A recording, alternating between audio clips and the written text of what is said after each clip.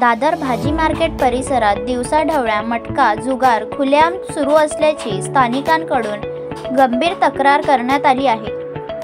Shivaji park police स्टेशनच्या हद्दीत होत असलेल्या या बेकायदेशीर धंद्याकडे पोलिसांनी कोणतीही ठोस कारवाई न केल्याने नागरिकांनी तीव्र नाराजी व्यक्त केली आहे।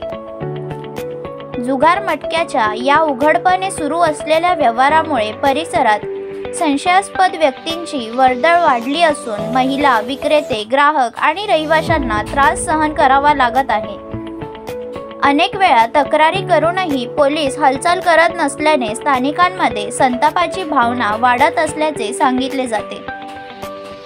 नागरिकांनी प्रशासनाने तात्काळ हस्तक्षेप करून जुगारमुक्त वातावरण निर्माण करावे अशी मागणी केली आहे।